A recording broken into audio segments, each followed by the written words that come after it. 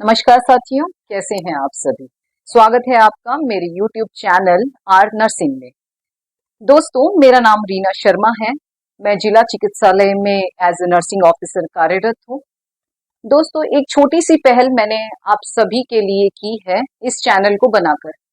मेरा मुख्य उद्देश्य इस चैनल को बनाने का ये है कि जो नर्सिंग की तैयारी कर रहे हैं उनके उन नर्सिंग स्टूडेंट्स का जो सफर है एज अ नर्सिंग ऑफिसर बनने तक का, उस सफर में आपकी एक छोटी सी मदद कर सकूं। दोस्तों, मेरी ये कोशिश रहेगी कि आपके जो कॉन्सेप्ट्स हैं, जो टॉपिक्स हैं, उनको बहुत ही इजी भाषा में आपको समझा सकूं।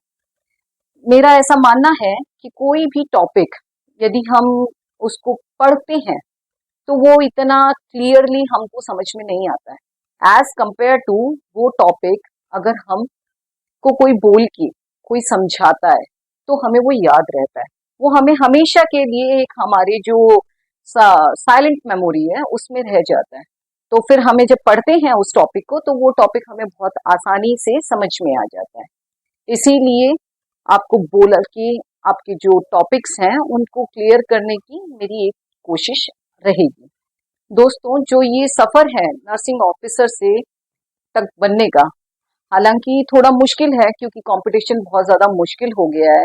वैसे भी जो मेल स्टूडेंट्स हैं उनका एम्स में और बहुत कंपटीशन टफ हो गया है। 80-20 का रेशियो होने के बाद में जो 80% लड़कियां ली जाएंगी और 20% लड़के लिए जाएंगे तो वो, लेकिन आप मेरे साथ जुड़िए और समझने की कोशिश कीजिए और आपके जो कॉम्पिटिशन्स हैं उनको फाइट कीजिए और देखिए क्या रिजल्ट रहता है।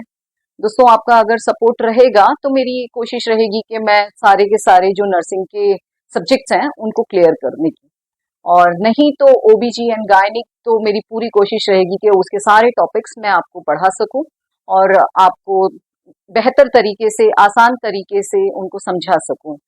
और जो स्टडी मटेरियल है वो ज्यादा से ज्यादा आपको फ्री में मैं प्रोवाइड करवा सकूं। तो इसीलिए ये नर्सिंग का जो मैंने चैनल है वो शुरू किया है, ताकि है जो आपकी जो ये जर्नी है इसको फुलफिल करने में एक छोटा सा योगदान मेरा भी रहे। फ्रेंड्स, आज हम ओबीजी एंड गायनिक का एक इंट्रोडक्शन पार्ट देख लेते हैं, फिर नेक्स्ट क्लास में हम इसको एलैबोरेट करके पढ़ेंगे। तो what is gynaec and what is ओबीजी?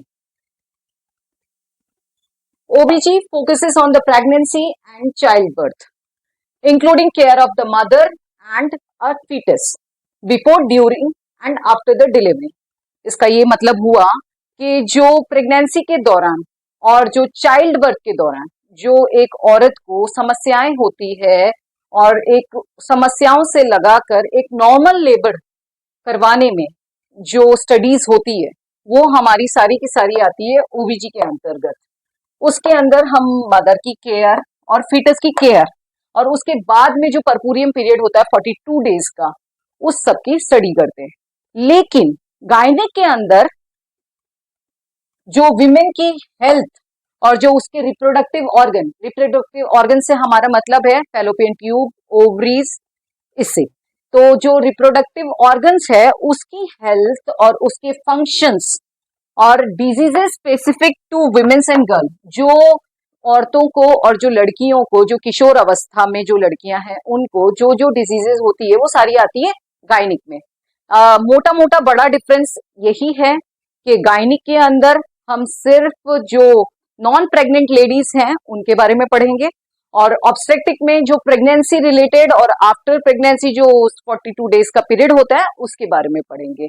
Friends, एक छोटी सी चीज मैं आपको क्लियर कर देना चाहती हूँ कि आपका टाइम वेस्ट ना हो, इसके लिए मैं पहले से ही इसको बोर्ड पे लिख दूंगी ताकि आपके सामने लिखते हुए टाइम वेस्ट ना हो। और मेरी पूरी कोशिश रहेगी कि हम इससे फास्टली अपने टॉपिक्स क्लियर कर सकें। इसीलिए इसको आप अदर वे में ना लें कि मैडम ने लिख के पहले से बोर्ड पर क्यों रखा है। ये सिर्फ और सिर्फ आपकी सहूलियत के लिए है ताकि आपको जल्दी और आसानी से समझ में आ सके। तो फ्रेंड्स, आज की ये इंट्रोडक्शन क्लास आपको कैसी लगी वो जरूर कमेंट करके बताएं और उसमें क्या चेंजेस करने की जरूरत है वो भी बताएं। Please like, share and comment on my this channel.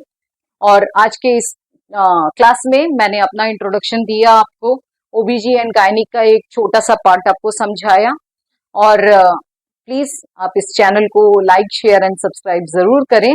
और दोस्तों कल की हम अपनी नेक्स्ट क्लास के अंदर फीमेल रिप्रोडक्टिव सिस्टम के बारे में पढ़ेंगे, जिसमें एक्सटर्नल, इंटरनल और एक्सेसिव जो ऑर्गन्स होते हैं उनकी स्टडी करेंगे। तो धन्यवाद दोस्तों, मिलते हैं कल नेक्स्ट क्लास के अंदर। तब तक के लिए शुक्रिया, शब्बा खैर, राम राम।